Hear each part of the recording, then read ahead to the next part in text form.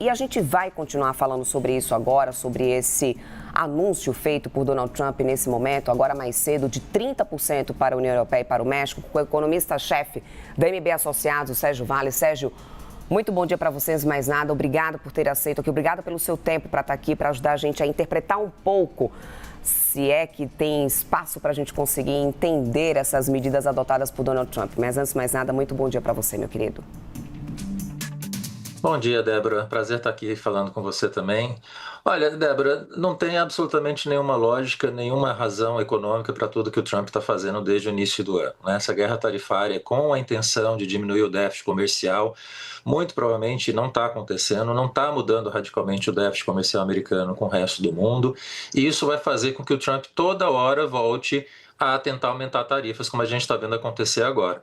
O Trump vai ser um choque de 4 anos na economia mundial. Durante todo o período que a gente vai ter do governo dele, ele vai vir com essas ideias de colocar a tarifa mais elevada, porque não funcionou a negociação anterior, o déficit comercial não resolveu, não melhorou, e ele vai voltar com essa tarifa para tentar negociar algo que não vai resolver.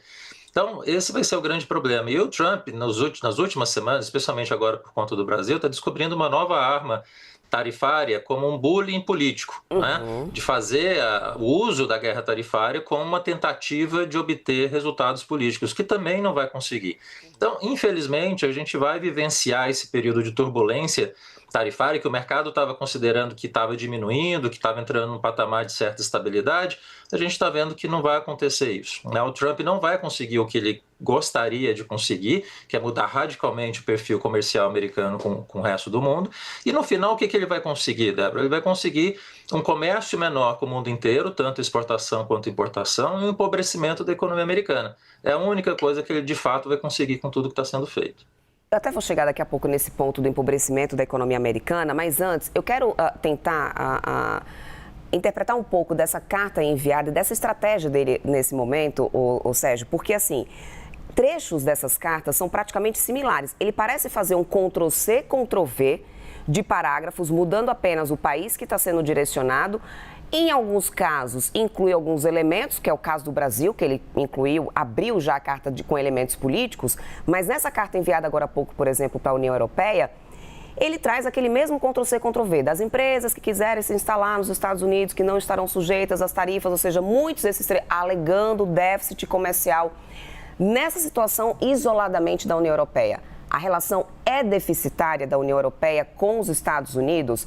Eu te pergunto isso porque com o Brasil esse argumento já foi por terra, ou seja, tirando totalmente qualquer respaldo técnico, econômico dessa tarifa adotada. E no caso da União Europeia, é uma relação deficitária no que a gente pode dizer que tem argumento econômico nessa tarifa?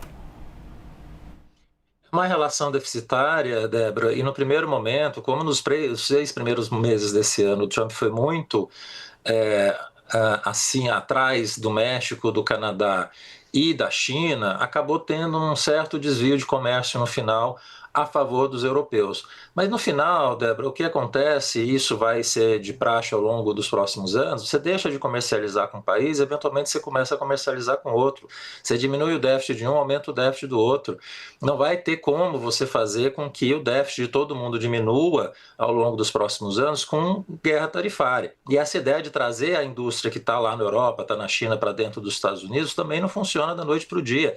Você precisa ter uma segurança para essa indústria produzir nos Estados Unidos e uma segurança também de custos. A economia americana é uma economia mais cara, tradicionalmente mais cara, e por isso que produção industrial em geral é feita lá fora, não é feita mais tanto nos Estados Unidos, especialmente de produtos mais básicos. Então, essa ideia que o Trump tem aventado muito, Débora, ao longo desses últimos 6 meses, de colocar os Estados Unidos para produzir coisas básicas, têxteis, vestuários, calçados, coisas que os Estados Unidos tinham condição de produzir 40, 50 anos atrás, é inviável, vai tornar esses preços absurdamente elevados para os americanos e você não vai conseguir produzir e nem vender isso. Por isso que fica difícil imaginar de você trazer a indústria de volta para os Estados Unidos nessa base.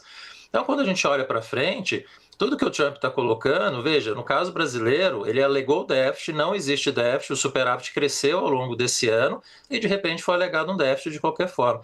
Então, dá muito a impressão de que o Trump está olhando a questão tarifária, a guerra tarifária, como uma arma, de fato, para conseguir o que ele deseja, não apenas em relação a tentar trazer indústrias de volta para os Estados Unidos, mas tem uma implicação fiscal também. Alguém, e muita gente, na verdade, no entorno dele, fala que você aumentar a tarifa vai conseguir aumentar a arrecadação. E no momento que o déficit americano, o déficit público americano está elevado, no curto prazo você conseguiria ter alguma arrecadação, mas mínima, para o tamanho do déficit americano. Então, todos os argumentos, todas as justificativas para colocar tarifa, que é uma coisa muito antiga de política econômica para você tentar obter o que o Trump quer agora, né? Coisa do século XIX, você não vai conseguir nem melhorar radicalmente esse déficit comercial, você não vai conseguir melhorar o perfil fiscal americano, e a única coisa que você vai conseguir é diminuir tanto a exportação quanto a importação nos Estados Unidos. E quem vai pagar a conta no final disso tudo, de uma forma muito intensa, é o próprio consumidor americano. No caso da taxa, da tarifa de 30% para o México, uma das maiores relações comerciais que a gente sabe que os Estados Unidos têm com o México é justamente no setor automobilístico. Lá atrás, logo no início dessa guerra tarifária, Donald Trump veio com uma taxa para o setor automobilístico especificamente, acabou recuando, acabou voltando atrás. Novamente trazendo esse perfil dele, né, de ameaçar, adota uma tarifa, faz um grande rebuliço e depois volta atrás.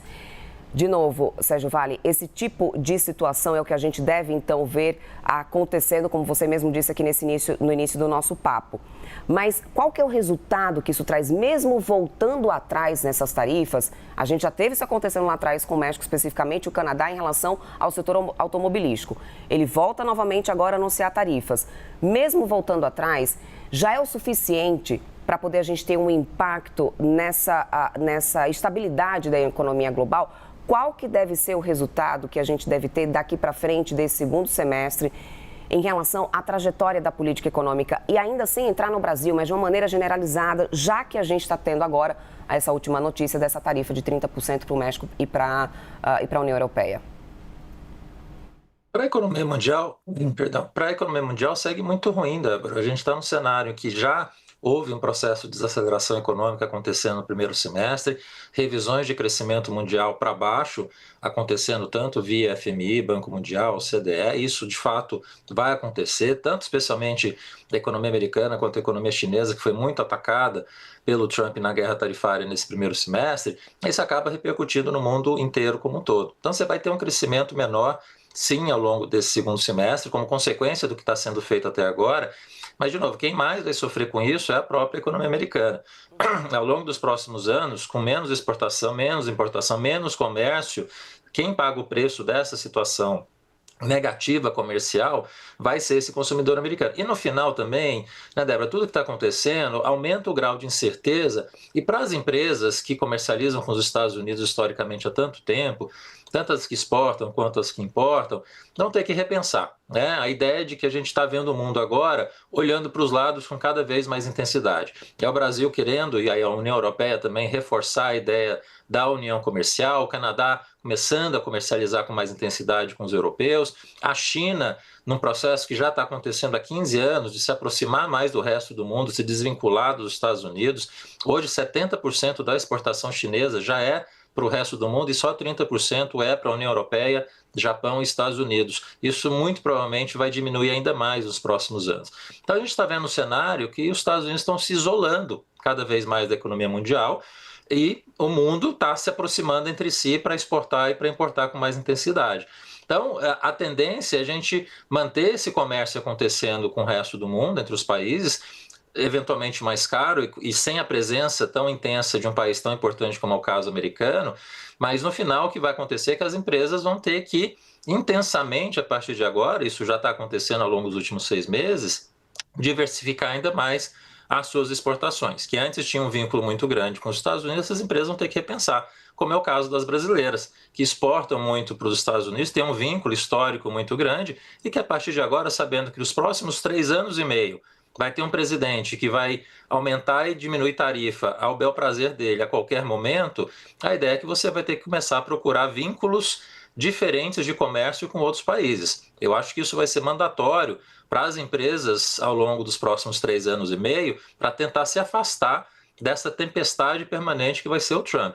Isso tudo que a gente viu acontecer durante 6 meses agora, difícil imaginar que vai chegar um momento que ele vai acalmar e vai passar. No primeiro mandato dele, ele passou o mandato inteiro aumentando a tarifa contra a China. Isso não foi um processo que foi só nos 6 primeiros meses. A gente viu isso acontecer ao longo do governo dele inteiro. Só estabilizou mais no final do primeiro mandato. Então, eu diria que tem 2 anos até a eleição de meio de período ano que vem, de um Trump muito turbulento do ponto de vista tarifário, e as empresas vão ter que seriamente repensar a estratégia comercial delas. Sérgio, e em relação às novas cartas que ele pode adotar nessas negociações tarifárias, na União Europeia a gente tem conflitos acontecendo no leste europeu. Donald Trump tinha utilizado isso até como uma promessa de campanha, né, de que em 24 horas ele acabaria com a guerra que estava acontecendo entre Rússia e Ucrânia, ele mesmo que percebeu logo depois que não ia conseguir isso tão fácil assim. Aqui no Brasil, ele adotou questão política, né, para a adoção dessa tarifa imposta ao Brasil. Em algum momento, você acredita que as questões geopolíticas também podem passar a ser adotadas nas negociações tarifárias ou na imposição dessas tarifas de Donald Trump, já que embasamento econômico a gente já está vendo que não tem muito sentido dessas tarifas. Nesse caso, da União Europeia, a gente pode passar a ver esse tipo de comportamento? A gente pode esperar esse tipo de comportamento de Donald Trump? É possível, Débora, porque o Trump descobriu na tarifa uma arma. É uma arma econômica, obviamente, mas cada vez mais, com essa sinalização que ele deu do Brasil, uma arma política também. Então, muito provavelmente a gente vai ver ao longo dos próximos meses, ao longo dos próximos anos, um Trump que vai usar da guerra tarifária para tentar obter benefícios políticos também. Não vai conseguir nem o econômico nem o político. A gente vai viver o que a gente viveu até agora. Ele aumenta a tarifa, tem que voltar atrás. Nada disso resolve a situação do déficit comercial. E mais ainda agora, pelo menos na questão comercial, você pode tentar negociar, diminuir a exportação, eventualmente poderia ter minimamente algum impacto. Na questão política, menos ainda, né? No caso brasileiro, não tem a mínima possibilidade de nada do que ele pediu na parte política acontecer. E se for imposto à União Europeia, por exemplo, acabem com a guerra da Ucrânia para eu diminuir a tarifa para vocês. Obviamente não tem o mínimo sentido político-econômico, mas um Trump que está sem freio, ele não tem restrição de ninguém. O entorno dele é um entorno que pensa como ele. O Congresso está subserviente.